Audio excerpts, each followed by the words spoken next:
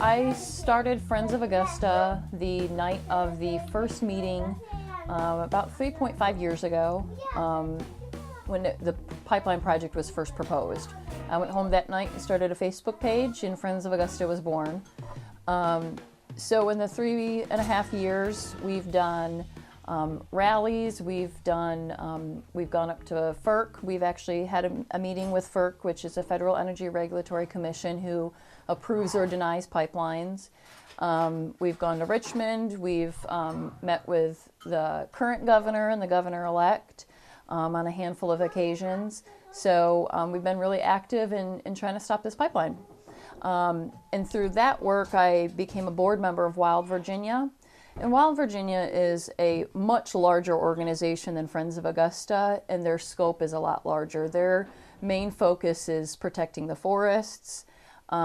So I became involved, and of course with both the Mountain Valley Pipeline and the Atlantic Coast Pipeline going through our national forests, Wild Virginia is crucial in trying to stop those pipelines from ruining the forests. Last month, the governor was in Waynesboro, so I live in Waynesboro, and we have a factory there owned by DuPont. So for decades, DuPont was legally allowed to dump mercury into the South River. Once the science caught up with that, we figured out, hey, that isn't so good for the water, they stopped that. So there is still mercury in the water in the South River. This has taken 40 years to get a settlement. We just got a settlement in 2017. 40 years it took. And we're getting $50 million. $50 million. It ruined our fishing industry, our tourism industry, recreation. All of these things total up to way more than $50 million. Then you add in the fact that it's been 40 years. So when the governor came to Waynesboro, he was very proud to have this big press conference and brag that he has worked so hard and so diligently for the people of Waynesboro to get this money. And after he was done talking, I tried to talk to him about how hypocritical he was, and he ran out the back door. So I ran out the front door and I met him at his SUV. And I asked him, how can you come here and say that you support, DuPont cleaning up and cleaning up their mistakes? It took them 40 years to hold DuPont responsible. How long is it going to take to hold Dominion responsible for their mistakes? And we know the mistakes are going to happen. Even the best planned projects have accidents. And right now, Dominion is saying, we're perfect. We never have accidents. Nothing ever bad happens. Trust us. Even the best plans have holes in them. I was very naive before this situation. I have always been very active in my community, not necessarily an activist or a protester, but always just an active. I always volunteer, always just really involved in my community. So I always thought DEQ, EPA, all these people are going to be there to protect us. People who work at DEQ are there to protect us. Our elected representatives are there to protect us. So when this pipeline was first proposed, I'm vice chair of the Waynesboro Democratic Party, and I was able to go to a Democratic function.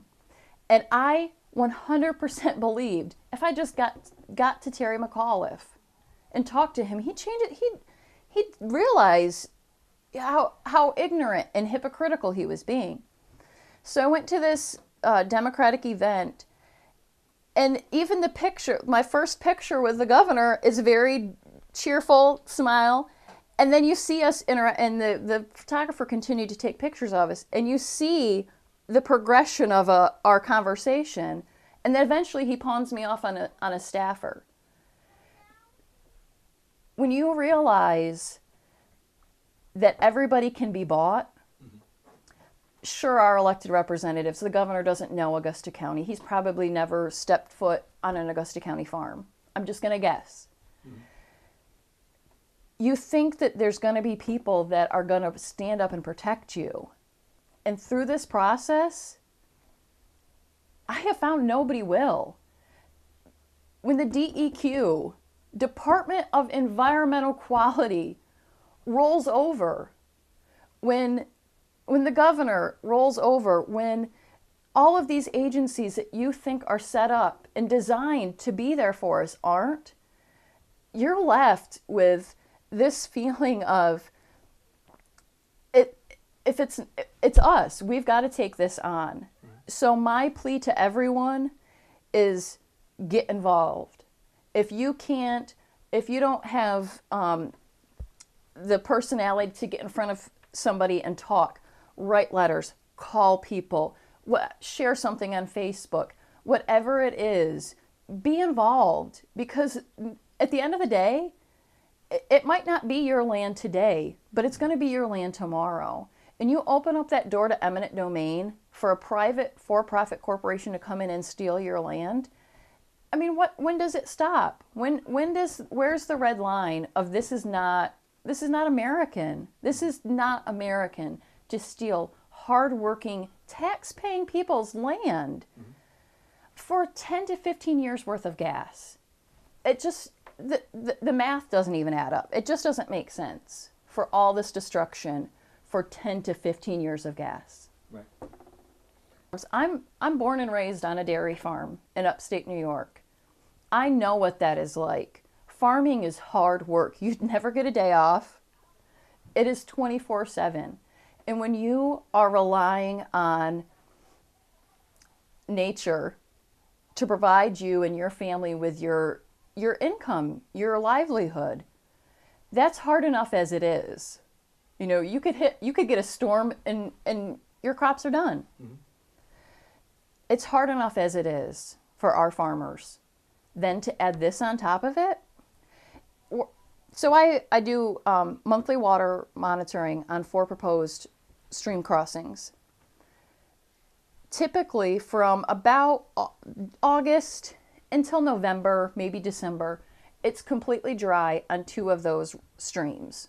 It's totally normal, whatever. We are currently in a drought.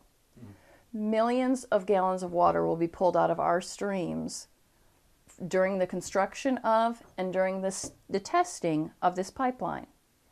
So that lowers our water table, that lowers the water that will be available for our farmers, for our homes, and for our businesses. Where's this water going to come from that we're all going to need? Mm-hmm. These are all answers that we don't have because Dominion has bought and paid for everybody. That Dominion can cut a check and people's mouths are sealed shut. And they can, I mean, everybody knows Dominion owns Virginia. Mm-hmm. And it's a shame because, you know, agriculture is our #1 industry in Augusta County. And to treat our farmers like this, it's just disrespectful. And why would anybody my dream is to eventually have a farm again. Mm-hmm. Why would I want to do that? Why would I want to get into a business that I know that my county isn't even going to support me? It's just sad all the way around. Right.